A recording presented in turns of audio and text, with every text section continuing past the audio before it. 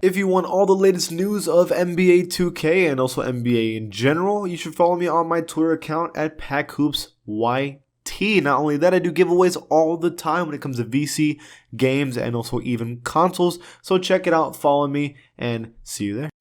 ¿Qué pasa to the pack? It is Pack here. In today's video, I'm going to Twitter. There was a new roster update, third roster update of NBA 2K22, right?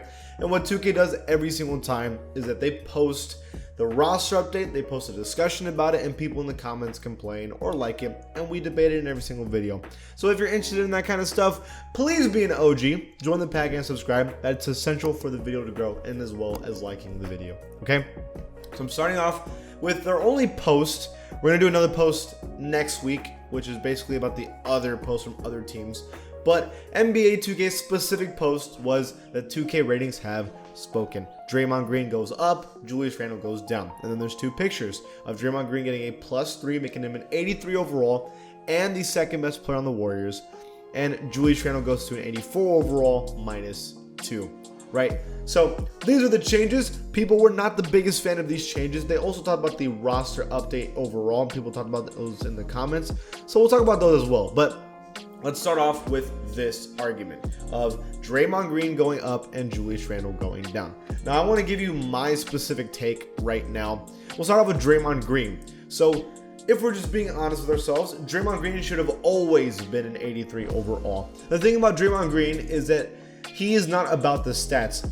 The thing about 2K is ratings go up or down depending on statistical changes of a player, but Draymond Green has never been that guy that's going to give you 20 and 10 a night. That's not who he is. In fact, he's much more likely to get 5 points, 5 rebounds, 5 assists, 5 steals, and 5 blocks than he is to get 20 points and 10 assists or 10 rebounds, right?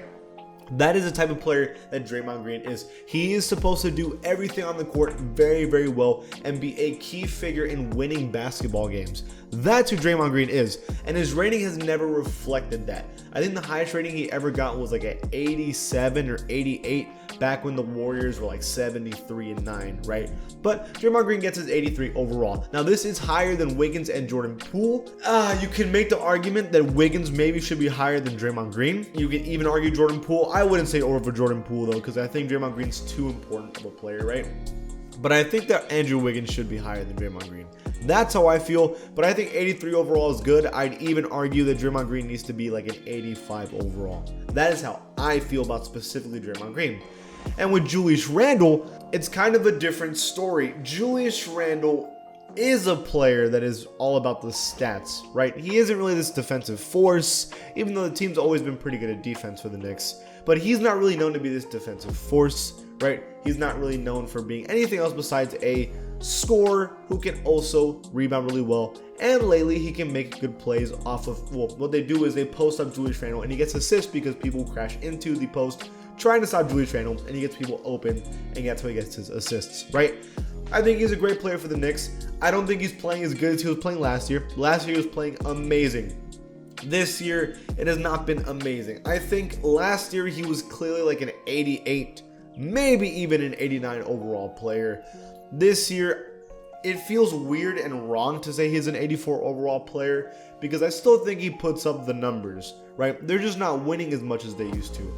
But there's no world for me to see Julius Randle below an 85 ever. As long as he's still putting up 20, 10, and 5 or 20, 10, and 6, and he's still at least semi-efficient, and he's at least not a bad defender, I don't see a world where he's ever an 85 below, right? Because I don't care if you're not winning. If you're putting up good numbers, you're putting up good numbers. The same reason why Zach LaVine on the Bulls last season was an 88 overall, because he was dropping 25 a game. It doesn't matter if they're losing. He's dropping 25 a game. He's playing well.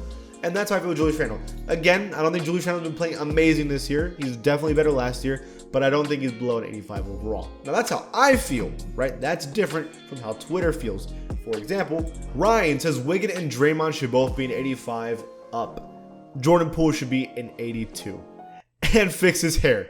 Right, so people definitely in the comments think that Draymond Green is accurate, arguably should be even higher of a rating, and Wiggins as well. I really do believe that Wiggins needs to be higher, and Jordan Poole definitely needs to be in the 80 overall club as the third leading scorer on a great NBA team. You're going to be in the 80 overall club, but I'm surprised he's not, right?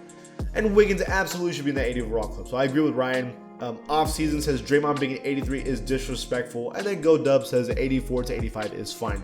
So I think that all of us are agreeing. Even John Zena, what a name, says Draymond should be higher, 87 overall. So all of us, Twitter and myself, kind of agree that Draymond needs to be higher, but Andrew Wiggins should also be higher. That's how I feel, right? Now, surprisingly on Twitter, no one really cared about Julius Randle's rating, which I was actually really surprised. Like, nobody talked about it. Very, very weird. But the one thing they did do is DeMar DeRozan losing overall in his rating. Now, this was very, very, very controversial because I had said that I expected both DeMar and Zach LaVine to be a 90 overall. That's what I felt, right? DeMar had a 1 overall higher than Zach LaVine, and I guess 2K thought that DeMar should not be a higher rating than LaVine. So instead of upgrading LaVine, they downgraded DeMar, and now they have the same rating. Now this is very weird because they're still winning and they're still putting up amazing numbers. That's very weird, 2K. They probably shouldn't have done that, right? So Joseph Segarra says, you lowered DeMar? He isn't even injured. He just had COVID and is a literal MVP candidate right now. Now, MVP candidate's a strong word. There's a couple players that are probably above him, like Curry, like Kevin Durant, like Giannis. But DeMar's been playing well, right? I mean, that point is across pretty solidly, right? I agree with him. You shouldn't be downgrading a player that hasn't played wrong. Another example is Evan saying move DeMar up. Stark says, for real, how did he decrease when he got player of the week? And again, are they wrong? They play amazing. They're winning.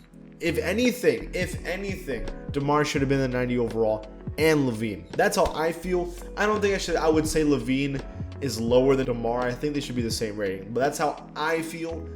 Twitter hasn't really said that, but most of Twitter is saying you need to move DeMar up because that's ridiculous. So we all agree on a couple of things. DeMar's rating is a catastrophe. You do not downgrade a dude playing that well, right? Draymond Green definitely needed to go higher because that was wrong. And Andrew Wiggins also needs to go higher, and I think we all kind of agree on that. But if you disagree with anything, right, let me know in the comments below. Let's talk about it. Let's see what you guys think. If you like content and me talking about the NBA and ratings, let me know. I love making this kind of content, and I want to make more of it. If you like the channel, please give it a sub, and I'll see you guys next time.